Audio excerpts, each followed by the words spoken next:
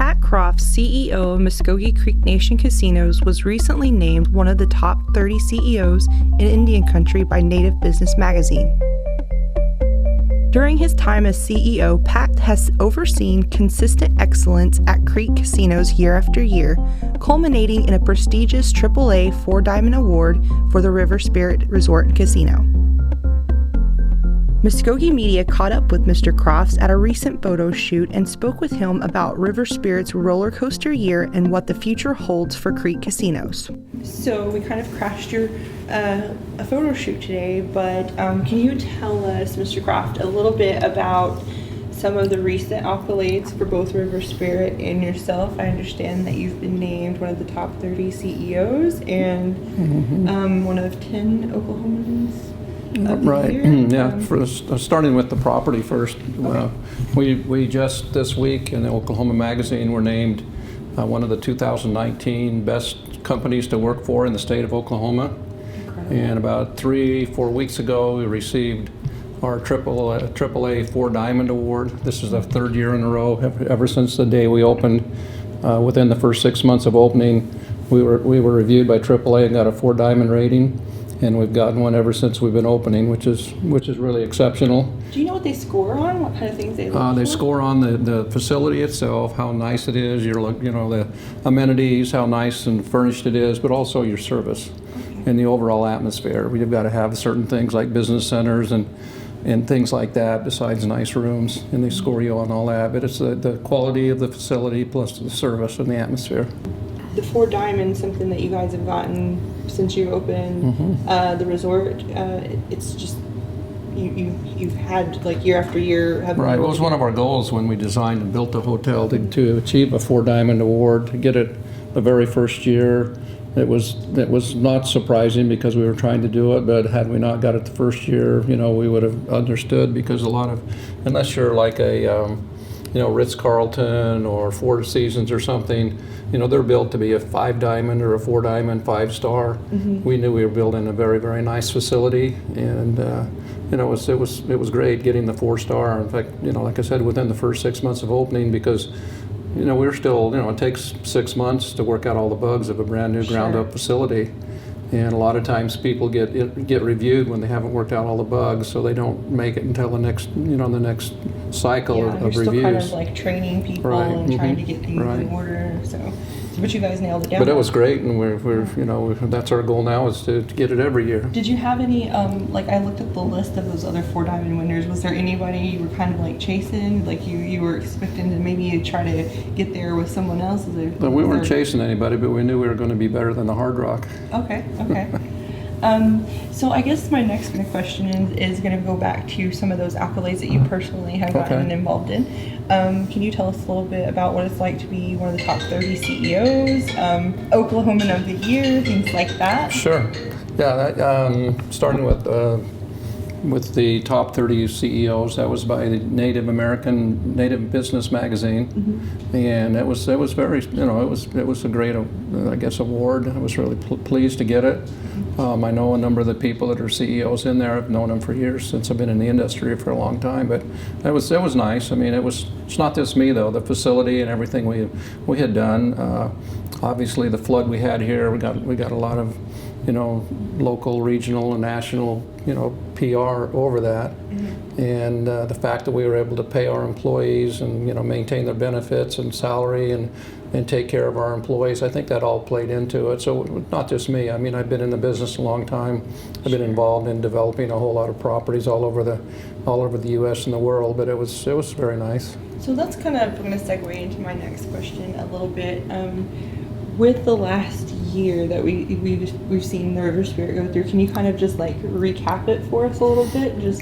Well, 2019 started off great. I mean, our business and our revenues and the amount of money we've been able to distribute back to the nation has climbed, double digits since we opened this new facility. It's been very, very good. And say 2019 started off good. The local economy, the nation economy, everything was going. We were just hitting on all 8 cylinders. We were running above 80% occupancy in our hotel. And when you're doing that, you're turning away business, particularly on the weekends and busy nights. So we were we were pulling out our master plan for the next hotel tower and the next expansion. Right. And then along came May 22nd and the flood, and we were shut down for 30 days during the flood. It was a pretty terrible time for all of us. It's not very often you walk into a cold, dark, noiseless, quiet casino. It was very eerie. Yeah, seeing it all lit up all the time is Right. probably another real experience. But it was a pretty good punch to the job, and it wasn't a knockout blow. We all came together. We had during the remediation, we had several hundred of our employees. Even though we were paying all of our employees, we had a number of them working here. During the flood, and our security people, our facilities people, and all of our managers. We met every morning. Did a game plan, what's going on, and plus we had many times over 500 remediation employees. We had 3 remediation firms that had people on site 24/7. We knew we needed to get back and going as quickly as we could because we were losing a lot of money every day from lost business. Going from that 80% occupancy Right. to from 80 lights to out. 0 overnight, Yeah. basically. So, We basically had. The reason we closed actually is we were notified by the PSO, the power company, that the underground electricity here. There's an underground electric vault up at 81st and Riverside, and the water was getting close to that. So 10 o'clock one morning we got a call from PSO and said we're shutting off your power at 2 o'clock this afternoon. So we had 4 hours to evacuate the hotel, evacuate the casino, get all of our employees out, do everything we could to secure the property and get out of here. Okay. So what was the? I'm a Muscogee Creek citizen, and I know other Muscogee Creek citizens were just anxiously watching this flood. This is one of our flagship enterprises of our tribe. What did it mean for the River Spirit to be able to get through that period, have staff and employees not miss a paycheck? And I mean, I'm just going to kind of like lead my interview here with you, but like to me, that speaks of a company culture that is unparalleled. It is. I mean, we talked about it as a group, as management, and it was not the employees' fault that this happened. And we do have a lot of entry-level employees and employees that that don't have the means to go without a paycheck, and without knowing how long we were going to be closed. We made the decision to pay employees as long as we were closed, and we went public with it. A couple of times I wondered, if I should have done it or not, but I did it on camera, and luckily we were only closed for 4 weeks. But our payroll was, $2.5 million every payroll, and we didn't know. We really didn't know. We didn't know if it was going to be 6 days, 6 weeks, or 6 months that we're going to be closed. But we made that decision. We went to the Gaming Operations Authority Board and told them what they were going to do. We got their blessing. We talked to National Council, and the nation was standing ready if we couldn't keep doing that. Without money coming in, if we got to a point we needed to get an appropriation, Council was standing ready to do that. We did not have to do that. We had cash reserves that we were able to pay, the month's worth of payroll and benefits and everything like that. So. We didn't have to ask for help from the nation. I remember sitting there as an employee, and everybody's looking at their budgets, going, okay, what if it gets really nitty gritty here? Yeah. And I think everybody really was in the mindset that this is the right decision to make, but they wanted to be prepared. Right. And it brought our employees together. It certainly helped with the morale, and it helped with our retention. It also brought us a lot of business in. I mean, we had people. After we reopened, we had a lot of people that were coming here, and I know our security guard was telling me one time he was talking to a couple. They were in a mobile home, a big RV, and they were at a casino in Arizona, and they saw on the national news what was going on here, and they looked at each other and said, "We got to go to that place. This is a place we'd like to go." They're stepping up. They're paying their employees, and so they came here and. Found a place to park their RV and came here and visited. And we've had all kinds of reports about people that have that feeling that this is a quality company, and this is somewhere we would like to go. and show that, that we understand what they did and we respect it. As a bit of a news addict, I don't think I've ever seen or read of anyone else, to my knowledge, that's done something like that. Have you heard of it? No, I have not. I've worked for casinos in Nevada where the snow would close the pass, and you'd close up, and it wasn't for an extended period of time. I guess it was a mudslide one time, and we were closed for probably 3 or 4 weeks.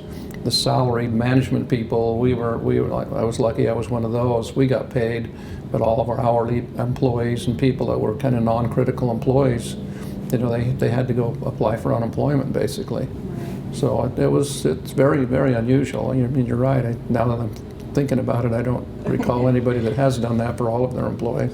What is it like I'm imagining that Tulsa is quite a competitive market as far as the gaming goes. Mm-hmm. Can you give us some insights into that, what it's like being in Tulsa? And we all know Indian country is divided several different ways. Right. Well, certainly a lot of casinos. There's probably more casinos other than the state of Nevada. There are more casinos in Oklahoma than any other state, and obviously they're all tribal. It seems like it's crowded here and a lot of competition, which there is here in Tulsa. But similar sized cities like Reno, Nevada, or places like that, they'll have a lot more casinos. But it is highly competitive here. I mean, we've raised the bar for everybody. I mean, since we opened up, Hard Rock has had to do a number of expansions. Osage has done a major expansion. And we just, it's kind of raised the bar for everybody. The entertainment offerings, the restaurant offerings.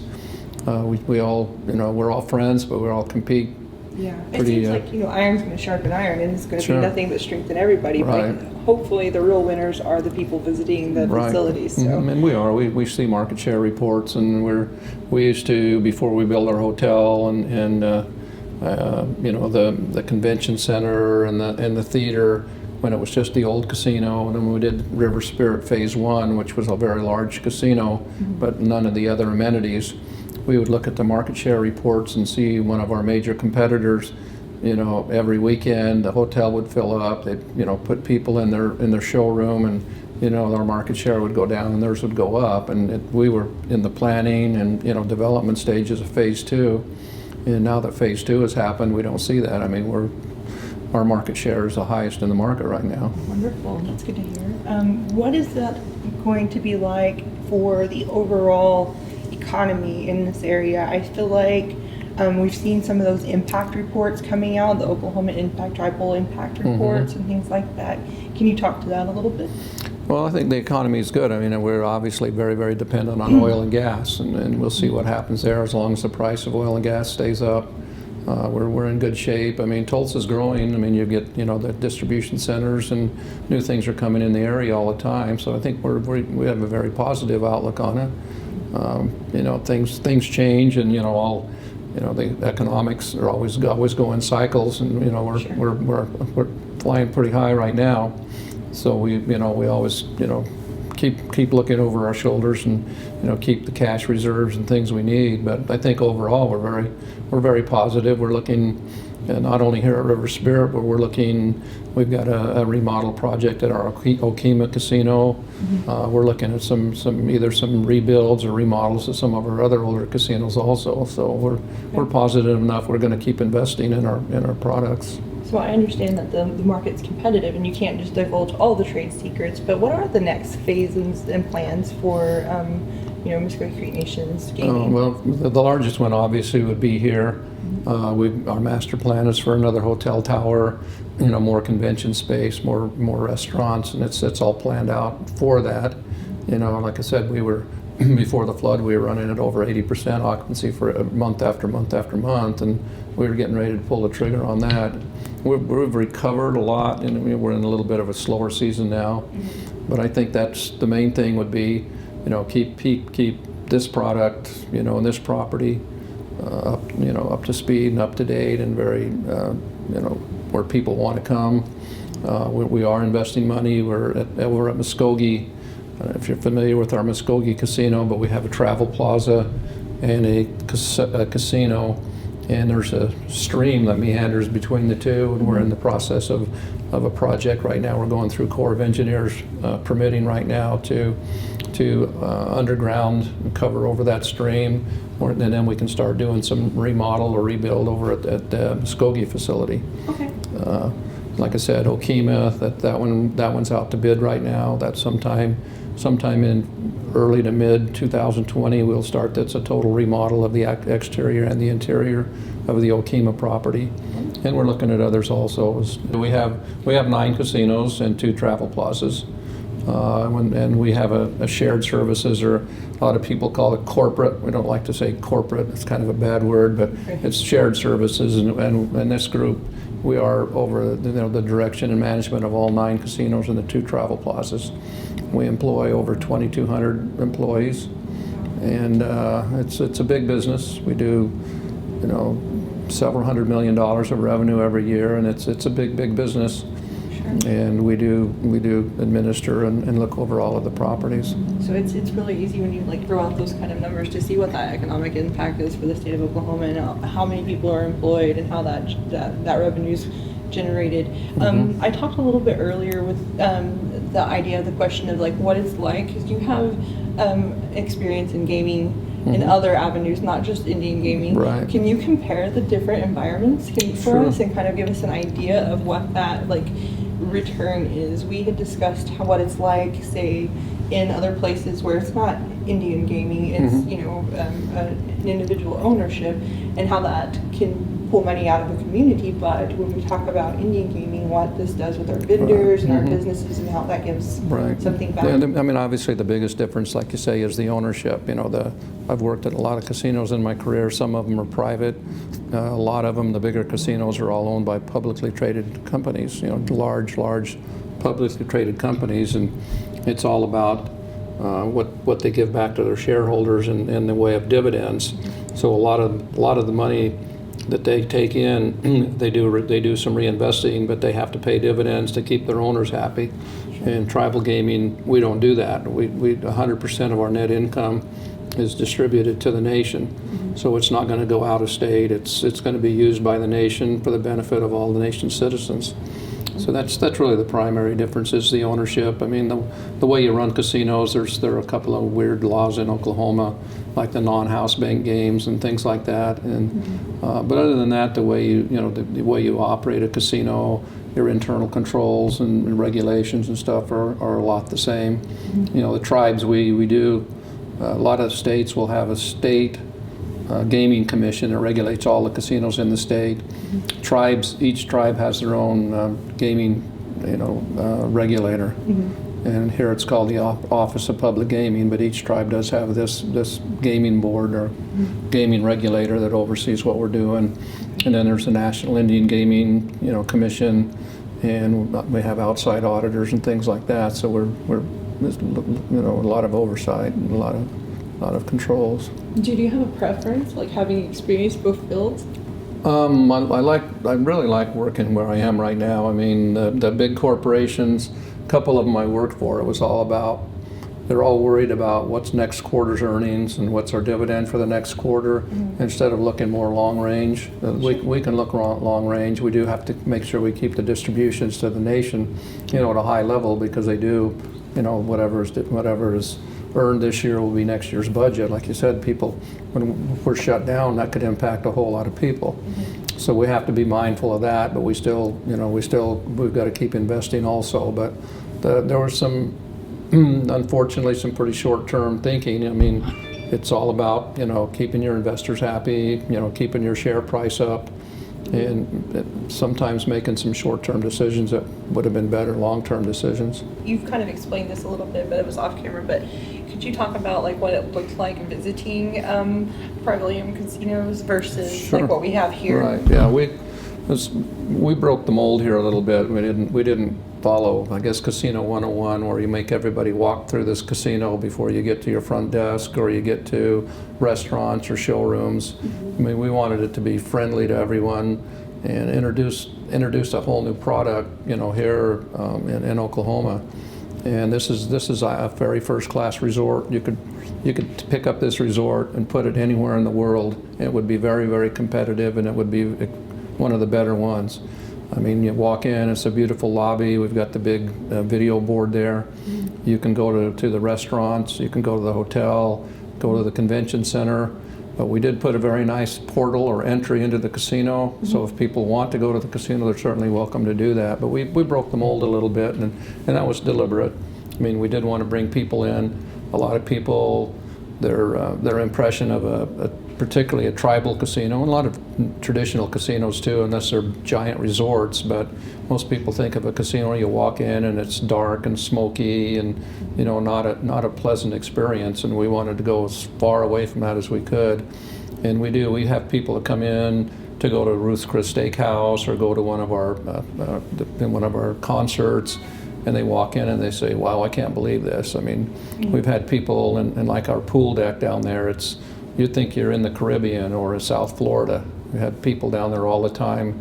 Down there last summer, I was talking to a couple, and they found out who I was, and the wife walked over and she said, I got to thank you. And I go, what's that for? She says, my husband got transferred here from Florida, and we've been moping around for months. We heard about your place. We come here every weekend now because we feel like we're back in Florida. We can kick back and relax, and you got palm trees, and you got water, and it's just, and everyone says the same thing. The facility is like nothing else around here, and the pool deck down there is just, you know, it's over the top. It really is a little bit of something for everyone, even if you're not like looking to play machines or play the tables, because like I'm not so much of a gambler, but I have been to the Cove several times and come here for some great food, and so the rooms are beautiful too if you just want a weekend getaway like the Florida couple. Oh, absolutely, yeah, and that was again, that was by design. It was kind of the tropical Margaritaville-esque. But people do. They all say the same thing. It kind of sells itself. We do a lot of convention business. We've actually, within the first 6 months of opening, we had people here from every state in the U.S., all 50 states. We had people, as well as from several foreign countries. And as you talk to them, they're all going, wow, we can't believe this. We're going to come back for vacation, or we're going to come back, you know, visiting or whatever. And so we get people stay here and experience it. We have a lot of return business. Wonderful. Do you ever get the folks who are just like, I can't believe I'm experiencing this in Tulsa, Oklahoma? Oh, you know, like absolutely. Yeah, a lot of people that they do. Wow, this is like Oklahoma, Tulsa, Oklahoma. Yeah. And it's kind of like when we were trying to get Margaritaville here. I did a cold call to the CEO of Margaritaville because we knew we needed a a brand, and I told him who I was, and I was calling from Tulsa, and he goes, "You're talking about Tulsa as in Oklahoma?" And I go, "Yeah, I am." He goes, "All right, you better start talking." I said, how about I come out to Las Vegas and visit with you, and so I went out and visited with them. It took a lot of speaking, but once we got them interested and they came out and they saw phase one of River Spirit, they said, you guys have built a quality project here. And that was one of our sales pitches too, is being on the river, because he said, well, we normally do things on beaches and resort areas, and I said, well, we're on the Arkansas River, and he goes, the what? I said, that's one of the major tributaries to the Mississippi River. It's a huge river. He goes, well, and I said, we're also on a sandbar. There's a lot of sand when it's not full of water. We're on the sand. He goes, well, okay. Everything you would expect from a Margaritaville. Right, exactly. Well, I appreciate so much that you've given us your time and got to kind of get the insider insights from the CEO, and I appreciate it. Yeah, thanks for coming up. And to another great year. It will be another great year. We're up and running. I mean, one thing since the flood is people come in here and they look around and they go, really was a flood here? And we go, yeah. And I said, well, we're kind of looking around for the watermarks on your walls and stuff like that. And you go, you're not going to see that. Number one, the water was not up in the casino level, but even if you went downstairs, I mean, we tore everything down to the bare concrete and metal studs and rebuilt it. And brand new. No one would ever know if they hadn't seen it in the news that we had a flood here.